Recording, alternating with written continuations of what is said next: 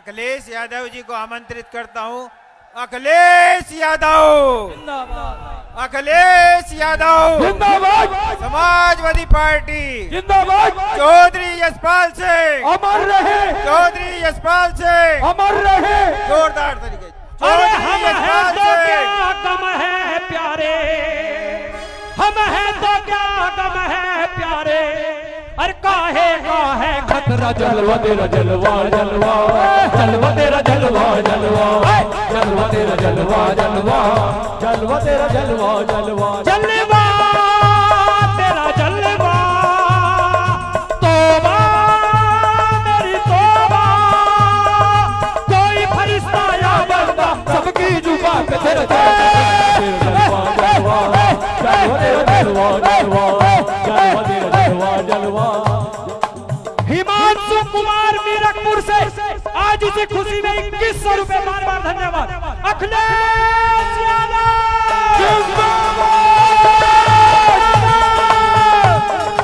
अखिलेश यादव,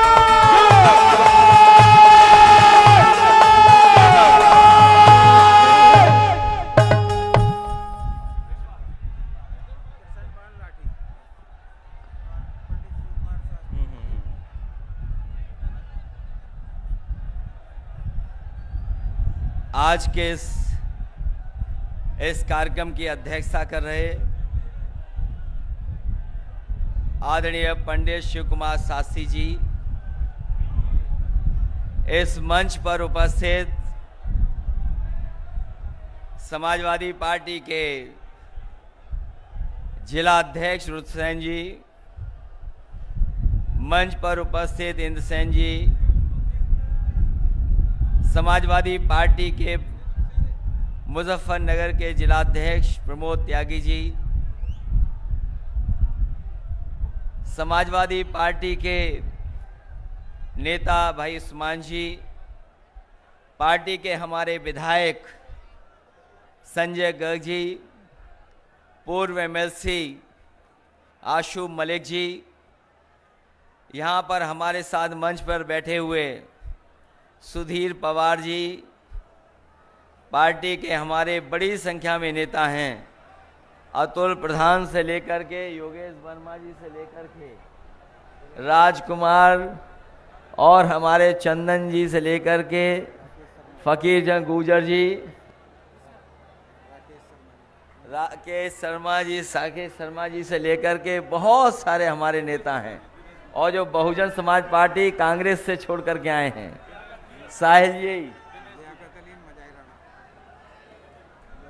लियाकत अली जी और मुजाहिद राणा जी से लेकर के, क्योंकि नाम लेना संभव नहीं है, सभी हमारी पार्टी के नेता जो मंच पर बैठे हैं, राहुल भारती जी से लेकर के जगपाल गुर्जर जी, और पुराने लोग भी दिखाई दे रहे हैं, हमें पुराने लोग भी दिखाई दे रहे हैं, सभी समाजवादी पार्टी के नेता। और इस गर्मी में इस पंडाल में उपस्थित बड़ी संख्या में हमारे आदरणीय बुजुर्ग, नौजवान साथी, पत्रकार बंधुओं, आज जब हम सब लोग इकट्ठे हुए हैं, हम सब लोग चौधरी यशपाल जी को याद कर रहे हैं। वो हमारे बीच नहीं हैं, लेकिन हम और आप सब लोग मिलकर के आज भी उन्हें याद कर रहे हैं।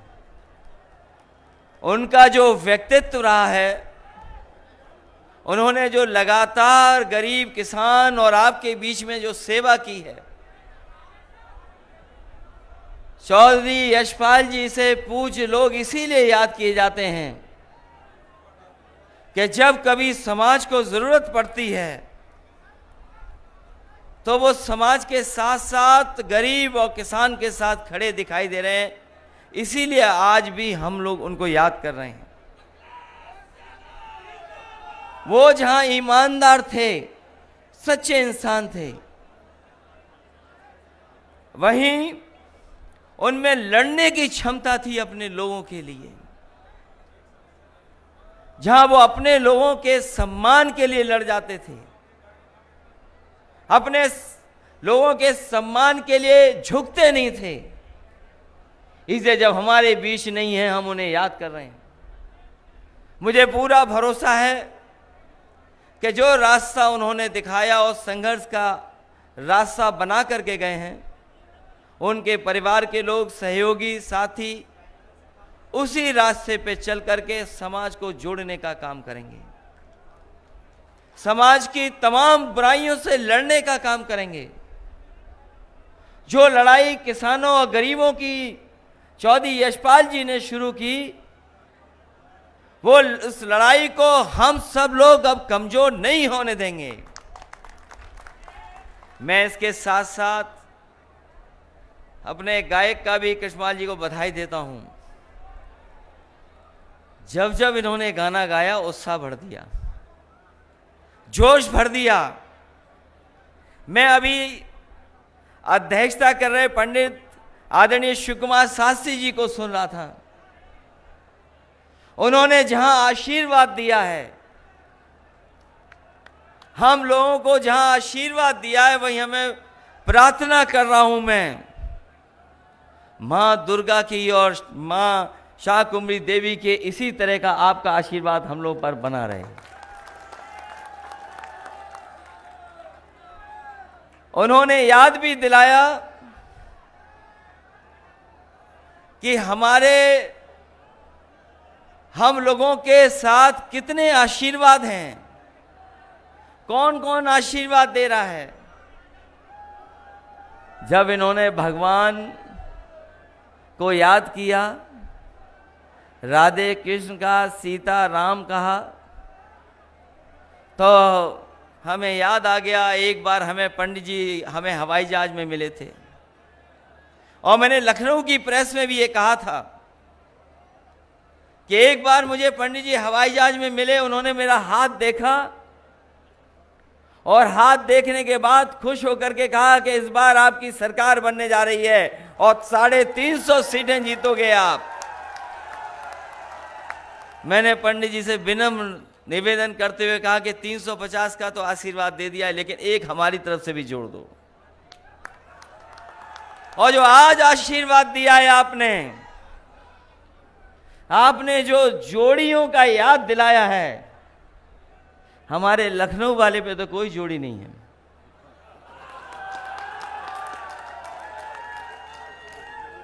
और कहीं वही बात है, हम ये नहीं कहते, हम किसी का अपमान नहीं कर रहे हैं, लेकिन यहां बैठे लोग, जब मैं देख रहा था कि ऋग्वेद की कुछ लाइनें पढ़ी जा रही थी, पंडित जी मंच पर हैं, तो हमारे लोगों ने गीता को भी पढ़ा होगा, गुरु नानक जी को भी पढ़ा होगा। जिन्होंने गीता पढ़ी है वो जानते होंगे कि योगी हम उसको बोलते हैं जो दूसरे का दुख अपना दुख समझे। और गुरु नानक जी को जिन्होंने पढ़ा होगा वो जानते होंगे कि उन्होंने कहा कि माया के बीच में रह के माया से दूर हो वो योगी होता है। तो बताओ, जो गद्दी पर बैठे हैं, अभी हम लोगों ने उनका कारनामा देखा, उनके लोगों का कारनामा अभी हम लोगों ने लखीमपुर में देखा, जहां पर किसानों को कुचल दिया गया गाड़ी से, गाड़ी के टायरों से किसानों को कुचला गया। वो किसानों को तो कुचला ही गया है, लेकिन उसके साथ साथ कानून को भी कुचलने की तैयारी थी। जो लोग किसान को कुचल सकते हैं, कानून को कुचल सकते हैं, उन्हें देर नहीं लगेगी कि एक बार वो संविधान को भी कुचल देंगे। इसलिए हम आपसे निवेदन करने आए, जब हम चौधरी यशपाल जी को याद कर रहे हैं, तो हमें समाज और देश को कैसे बनाना है। हमारे किसान अन्नदाता हैं, वो हमारा पेट भरते हैं, अन्नदाता हमारा पेट भरता है, हमें पहनने को कपड़े देता है, और उसको इस तरीके से अपमानित होना पड़ रहा। क्या क्या नहीं कहा जा रहा किसान भाइयों, आपको मवाली कहा जा रहा, इनका बस चले तो आतंकवादी कह दें आपको। न जाने कितनी बार अपमानित होना पड़ा है, लेकिन हम अपने किसानों को बधाई देना चाहते हैं। भारतीय जनता पार्टी ने कितना भी अपमानित किया होगा, लेकिन वो अपने संघर्ष से पीछे नहीं हटे हैं। उन्होंने भी ठान लिया है कि जब तक बैठे रहेंगे, जब तक ये 3 कानून वापस नहीं होंगे। और यही हमारे लोकतंत्र की ताकत है कि हम लड़ना भी जानते हैं, गद्दी पे भी बैठाना जानते हैं, और जब मौका मिलेगा तो गद्दी से हटाना भी ये जनता जानती है। अखिलेश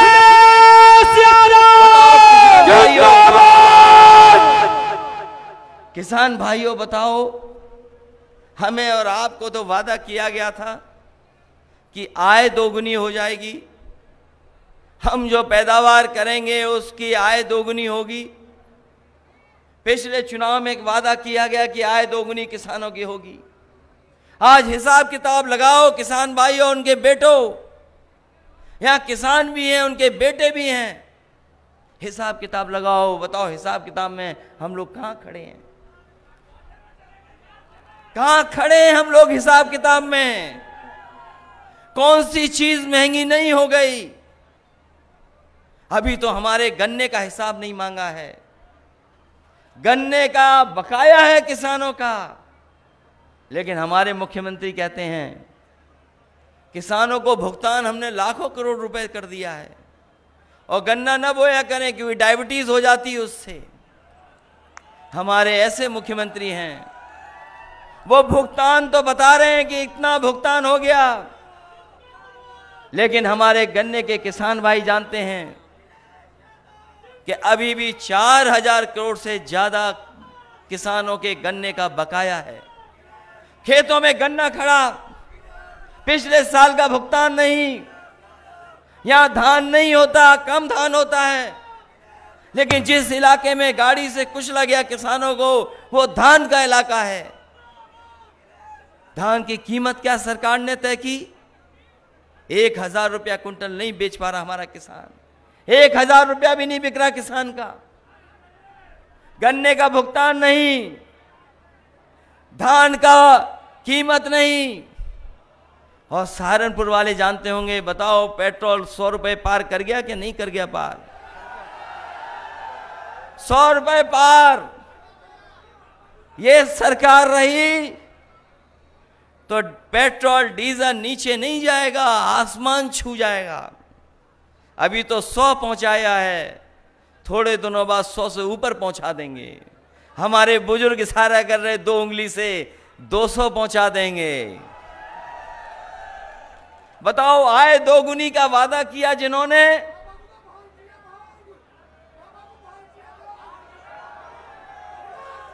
वो वाली बात बाद में होगी, अभी नहीं।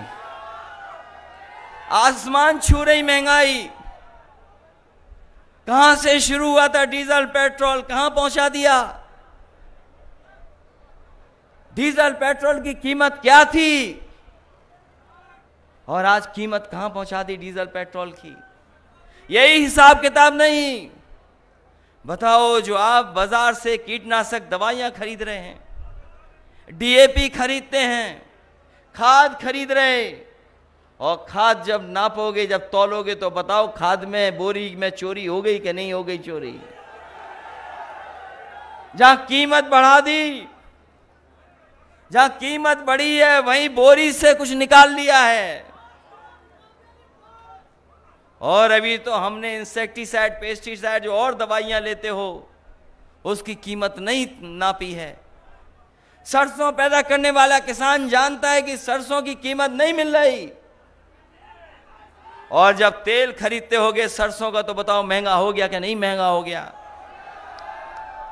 यही बीजेपी वाले कहते हैं सरसों का तेल इसलिए महंगा हो गया है क्योंकि सरसों के तेल में हम मिलावट नहीं कर पा रहे हैं। आपने सुना होगा, और नहीं सुना हो तो पत्रकार साथियों दोबारा लिख देना। भारतीय जनता पार्टी के मंत्री जी ने कहा, उनसे पूछा कि आज सरसों के तेल की कीमत क्यों बढ़ गई? तो बोले इसमें हम मिलावट नहीं कर पा रहे हैं इसलिए महंगा हो गया। बताओ बीजेपी वालों, तुम्हारा ये तर्क है? ये तर्क तुम्हारा? कह रहे थे कि हम अर्थव्यवस्था को कहां पहुंचा देंगे। दिल्ली वाले कह रहे थे 5 ट्रिलियन डॉलर इकोनॉमी की। हम लोग तो गिनती नहीं कर सकते, हिसाब किताब नहीं लगा सकते 5 ट्रिलियन डॉलर की।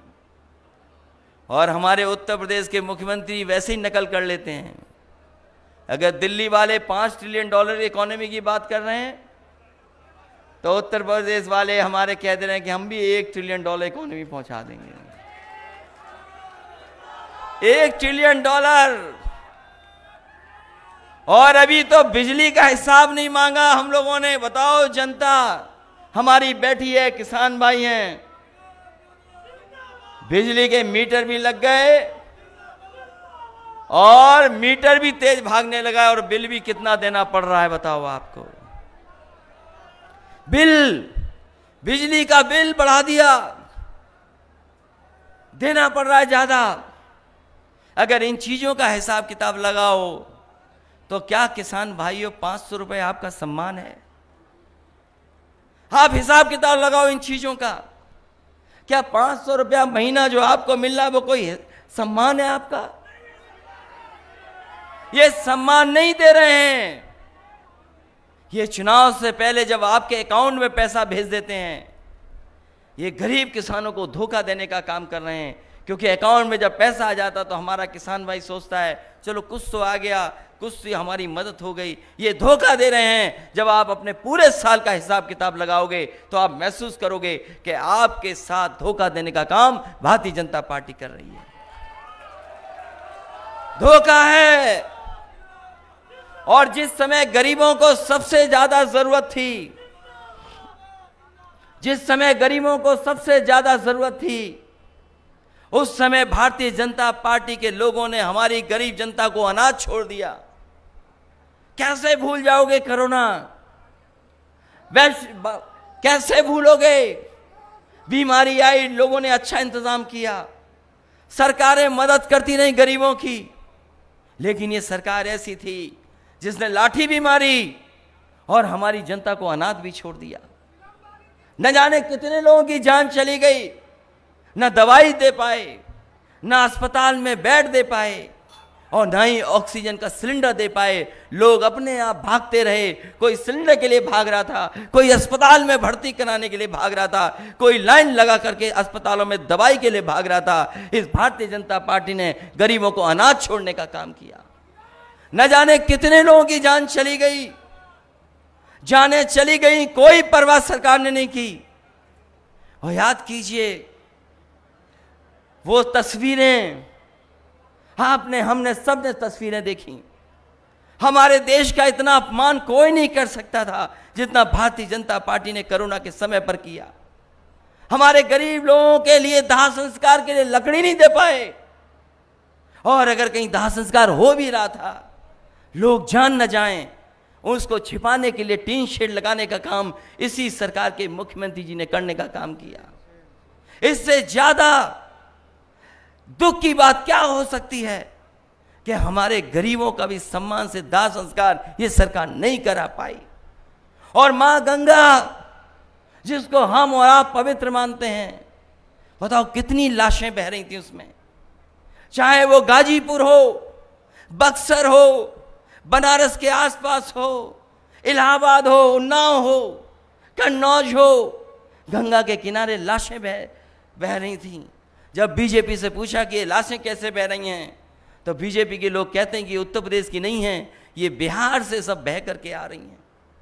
इतना बड़ा झूठ कोई नहीं बोल सकता है। कभी गंगा नहीं उल्टी बह सकती। ये यमुना का पानी जो ऊपर से बहता नीचे चला जाता है। बताओ, कोई हमें बता दो बुजुर्ग, कोई चीज नीचे से ऊपर कैसे आ जाएगी? कभी कोई चीज ऊपर से नीचे नहीं, ऊपर से नीचे तो बह सकती है, लेकिन नीचे से ऊपर कैसे आएगी कोई चीज हमें बता दो। जब भारतीय जनता पार्टी से पूछा कि ये लाशें कहां से आ गईं, तो कहते हैं कि यूपी की लाशें नहीं हैं, ये सब बिहार से उल्टी बह करके आ गईं। जो लोग लाश पर झूठ बोल सकते हैं, गरीब को अनाज छोड़ सकते हैं, चुनाव आएगा तो न जाने क्या कर देंगे, क्योंकि वो जानते हैं भारतीय जनता पार्टी के लोग इस बार जनता तैयार है भारतीय जनता पार्टी का सफाया करने के लिए। इसलिए सहारनपुर के लोगों, हम आपसे निवेदन और अपील करने आए हैं। ये चुनाव कोई छोटा चुनाव नहीं होने जा रहा है, ये छोटा चुनाव नहीं है, ये बहुत बड़ा चुनाव है। देश की तकदीर का चुनाव है, नौजवानों तुम्हारे भविष्य का चुनाव है, किसान भाइयों आपका चुनाव है। इन्होंने जो फैसले लिए हैं वो बड़े बड़े सेठ लोगों के लिए फैसले लिए हैं। याद करो वो नोटबंदी 2017 की, हम कहते कहते थक गए कि ये रुपया काला सफेद नहीं होता, ये रुपया काला सफेद नहीं होता। हम समाजवादी लोग कहते कहते थक गए, रुपया काला सफेद नहीं होता। कोई चीज सफेद और काली होती वो तो हमारा आपका लेन देन काला सफेद होता है। बताओ काला धन कहां खत्म हो गया, कहां भ्रष्टाचार खत्म हो गया। अरे गरीब भाइयों, आपने तो देखा होगा, कभी फंस गए होगे मोटरसाइकिल लेकर के, तो बताओ भ्रष्टाचार खत्म हो गया क्या? अच्छी खासी 100 नंबर गाड़ी बनाई थी, 100 नंबर हमने पुलिस के लिए 100 नंबर बनाई थी। हमारे बाबा मुख्यमंत्री नाम बदल देते हैं, 100 का 112 कर दिया। बताओ 100 से 112 में कौन सी पुलिस बदल गई? ये हमारे पुलिस के लोग भी जानते हैं कि सरकार जाने वाली है, इसीलिए मुस्कुरा रही है। और नहीं मानते हो अकेले में पूछ लेना, ये सब जानते हैं। 100 से 112 कर दिया। अभी मामला हुआ यहां पर, नाम बदलने में हमारे मुख्यमंत्री का कोई मुकाबला नहीं है। सहारनपुर के लोगों, अगर कोई पत्रकार साथी यहां से जाए लखनऊ मुख्यमंत्री जी से मिलने, तो जरूरी नहीं जिस नाम से मिल के आएगा वही नाम बचा रहेगा। अगर मुख्यमंत्री जी के पास गए तो नाम बदल देंगे। ये नाम बदलने वाले, रंग बदलने वाले लोग, धोखा देने वाले लोग, इतिहास बदलने का नाम करते हैं ये लोग, इतिहास। अभी आपने देखा होगा बगल में, बताओ बगल में देखा कि नहीं देखा? नाम बदल करके इतिहास मिटाना चाहते थे, लेकिन उन्हें बता दो ये वीरों की धरती है। ये वो लोग हैं जिन्होंने 1857 में इनके पूर्वजों ने अंग्रेजों को हिलाने का काम किया था। कौन भूल जाएगा? कोतवाल धन सिंह गुर्जर को इन्होंने 1857 में अंग्रेजों को हिलाने का काम किया था। जो इतिहास बदलेगा, जो नाम बदलेगा, चुनाव आएगा तो उनकी सरकार बदल देगा। ये हमारे लोग हैं। इसलिए ये चुनाव का समय है। पिछली बार 4 जनवरी को तारीख आ गई थी चुनाव की, 4 जनवरी को। आज हम और आप लोग अक्टूबर में बातचीत कर रहे हैं, एक दूसरे से मिल रहे हैं। अभी त्योहार चल रहा है, नवरात्र के दिन हैं, दशहरा, दिवाली, सब त्योहार मनाइए और दिन नहीं बचे हैं। हिसाब किताब लगाओगे तो बहुत कम दिन बचे हैं।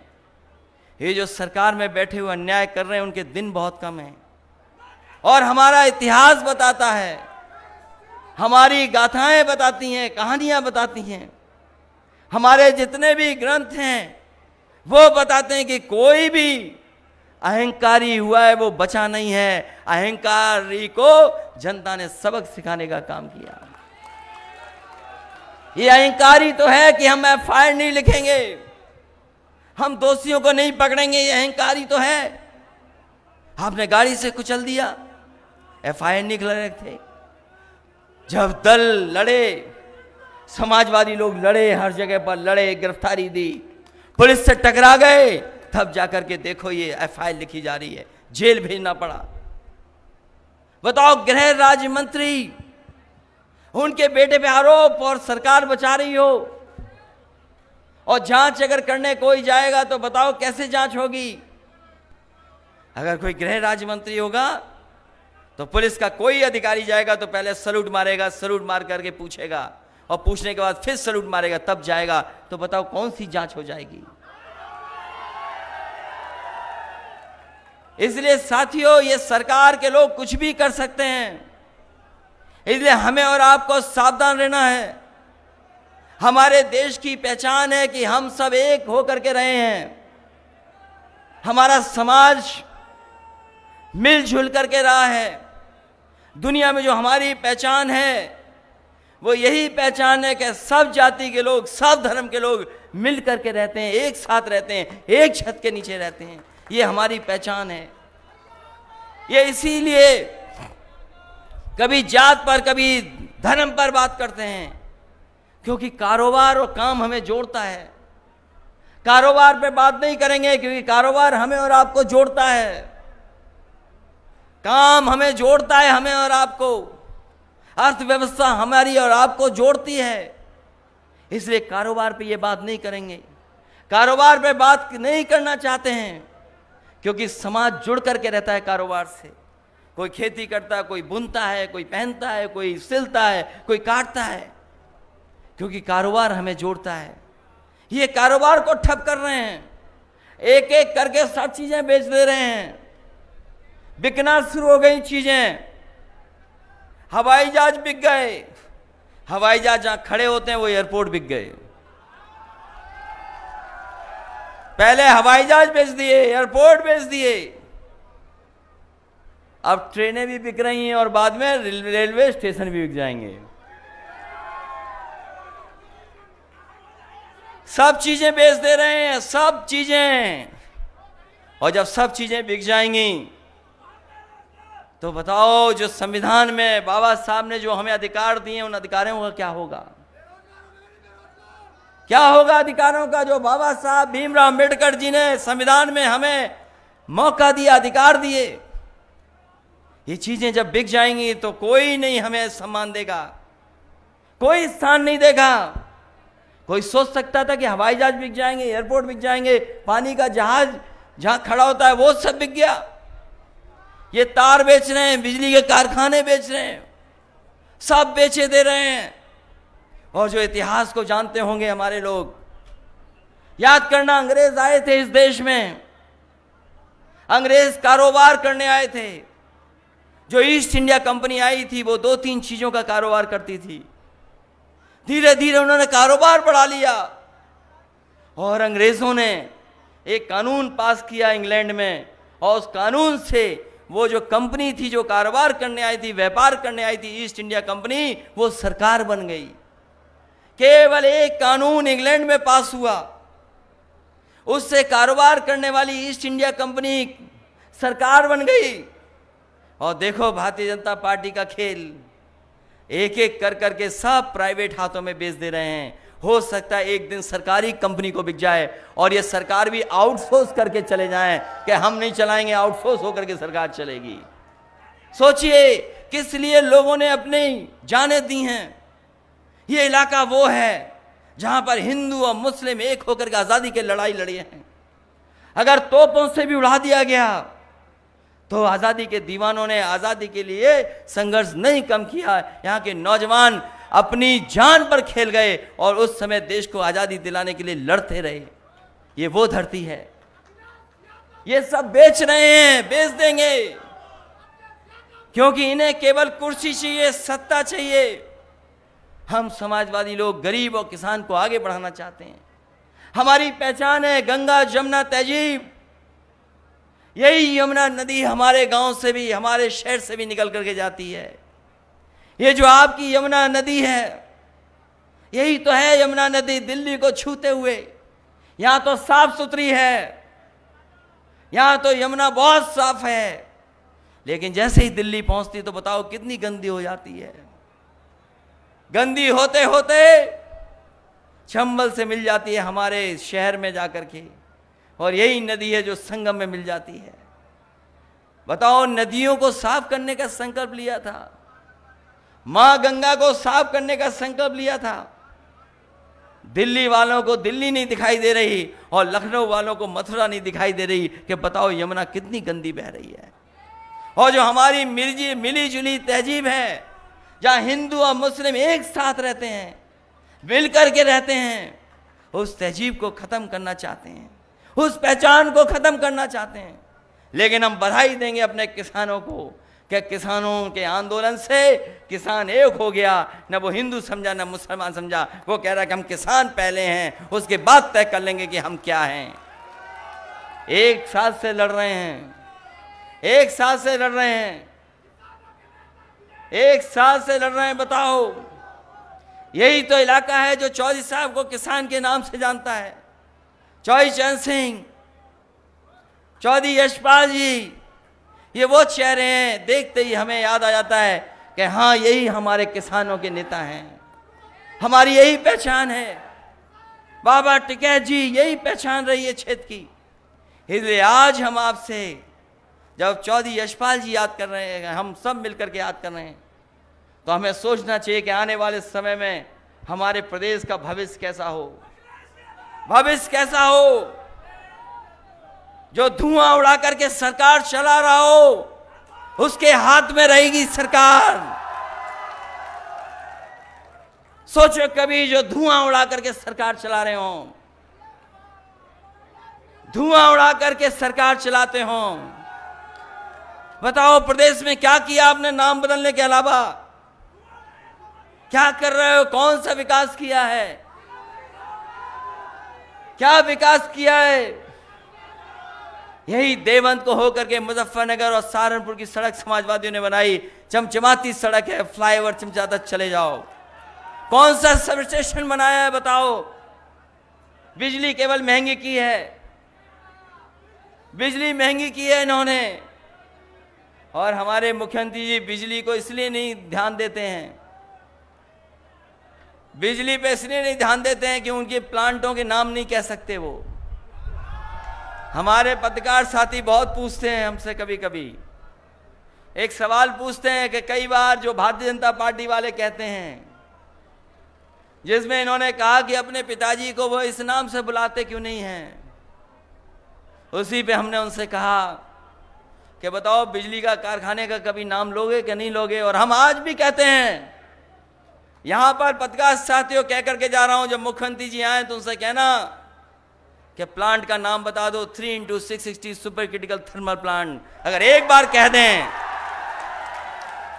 वो पता नहीं क्यों नहीं कहते हैं 3x660 super critical thermal plant. हमें नहीं पता क्यों नहीं कहते हैं। जब कह नहीं पाते तो बिजली कैसे बनाएंगे? जो कहेंगे वही तो करेंगे। इसलिए इनसे सावधान रहना, इन लोगों से। बोलो, सावधान रहोगे कि नहीं रहोगे आप लोग?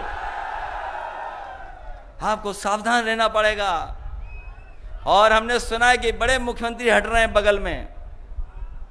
आपके बगल में तीसरे मुख्यमंत्री आ गए हैं, तीसरे मुख्यमंत्री हैं बगल में। उत्तराखंड पीछे होगा ना, बहुत दूरी नहीं है। हम तो कहेंगे उत्तराखंड का भला चाहते हो तो इन मुख्यमंत्री का ट्रांसफर यहीं कर दो, जिस प्रदेश से आए उसी प्रदेश में वापस भेज दो।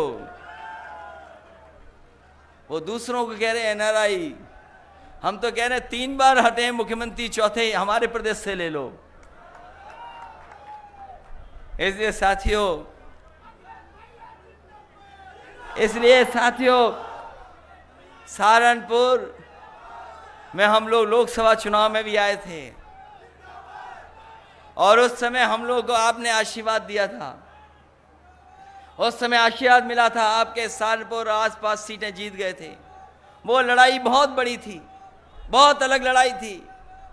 हम लोग बीजेपी को रोकना चाहते थे, सपा बसपा का अलायंस किया। हमें कोई भी जोखिम उठाना पड़ा होगा, कोई घाटा स्वीकार करना पड़ा होगा, हमने स्वीकार किया। लेकिन हम बीजेपी को रोकना चाहते थे और आज भी हम कह के जा रहे हैं, ये हमारी और आपकी और समाजवादियों की जिम्मेदारी है पहले आपकी भी जिम्मेदारी है, हमारी जिम्मेदारी भी है कि इस बीजेपी को रोकना है। अगर नहीं रोक पाए तो जैसे किसान को कुचल दिया उसी तरीके से संविधान को ये लोग कुचल देंगे। अगर 2019 में रोक लेते किसान भाइयों, अगर 2019 में रोक लेते हम लोग, तो ये 3 काले कानून नहीं आते।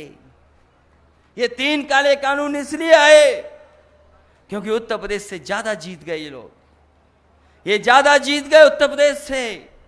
पहले भी सरकार यहीं से बनी इनकी, पिछली बार भी बनी इनकी, और हम तो एक ही जानते हैं नियम दुनिया का, जो जहां से आएगा वहीं से निकाला जाएगा।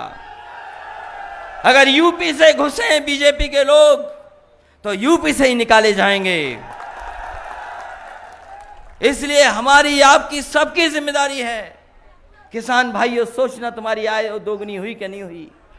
हमारे नौजवानों, तुम्हारा भविष्य चिंता का है।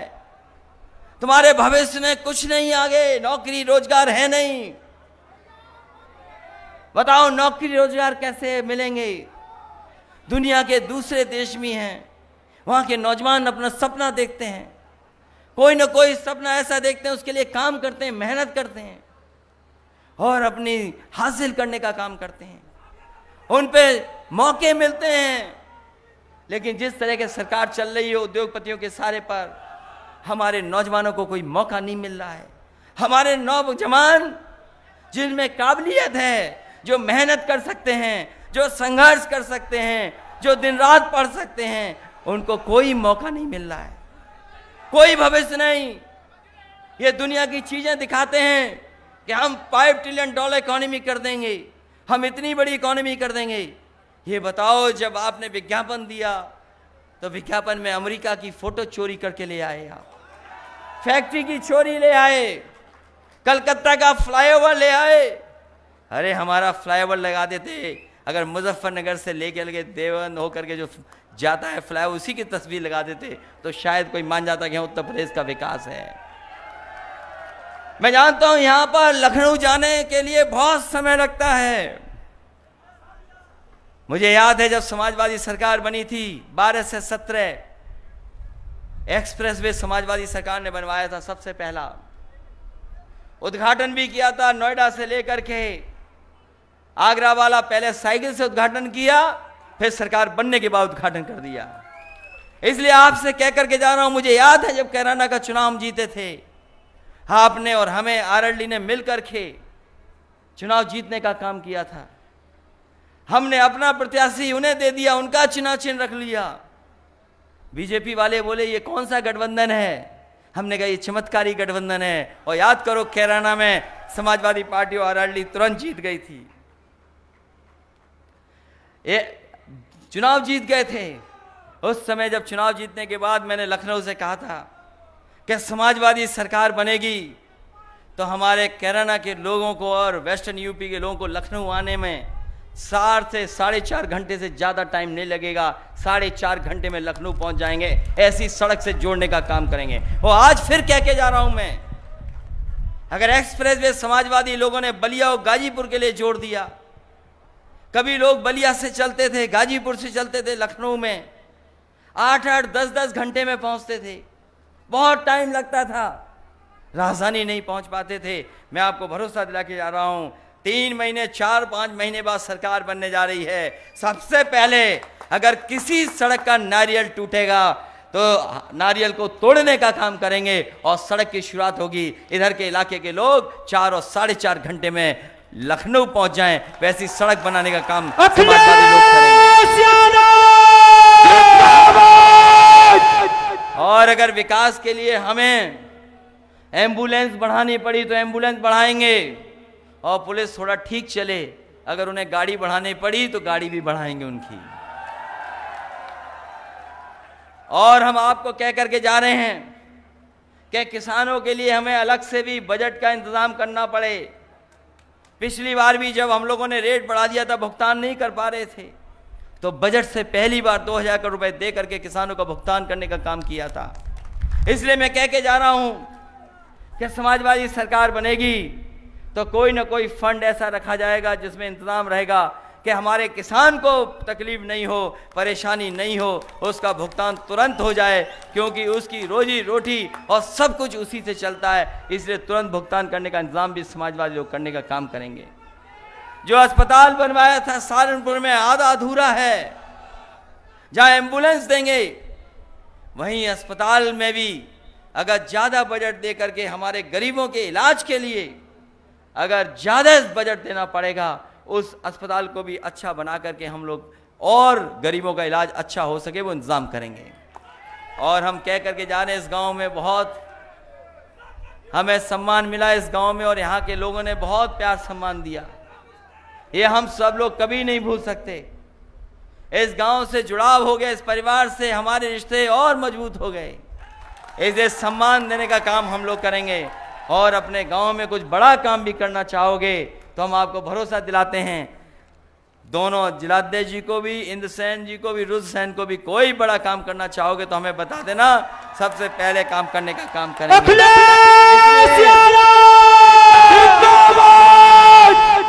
इसलिए हम आपसे यही निवेदन कर रहे हैं कि ये चुनाव देश का और आपके भविष्य का चुनाव है। ये कुचलने का काम करेंगे, नई चीज लेके आएंगे, पता नहीं कौन सी नई चीज कर दें, कुछ भी कर सकते हैं भारतीय जनता पार्टी के लोग, इसलिए सावधान रहना। यूपी के चुनाव के लिए कुछ भी कर सकते हैं ये लोग, इसलिए सावधान रहना और समाजवादियों की मदद करना। हम लोग अलायंस भी बनाएंगे और अपने लोगों का सम्मान भी बचाने का काम करेंगे। इसलिए जहां से शुरुआत की है तो समाजवादी पार्टी को जिताने का काम करना, ये हम आपसे निवेदन और अपील करते हैं। इन्हीं शब्दों के साथ एक बार फिर चौधरी यशपाल जी को याद करते हैं, उनके तमाम सहयोगी साथी जो लोग आए हैं उनको बधाई देते हैं ऐतिहासिक कार्यक्रम के लिए जो हमें दिखाई दे रहे हैं, यहाँ से लेकर के जहाँ हेलीकॉप्टर उतरा है वहाँ तक, और जो हमारी आपकी पहचान रही है भारत की कि गंगा जमुनी तहजीब जो मिली जुली हमारी संस्कृति है उसको और बचाएंगे, मजबूत करेंगे और हम आपस में एक दूसरे के रिश्ते और प्यार सम्मान के अच्छे बनाने का काम करेंगे। इसलिए हम आपको बहुत बहुत बधाई देते हैं, बहुत बहुत धन्यवाद देते हैं आपका। वीडियो आपको कैसी लगी कमेंट बॉक्स में हमें ज़रूर बताएं और पब्लिक फैसला न्यूज़ को लाइक, सब्सक्राइब, कमेंट करना ना भूलें।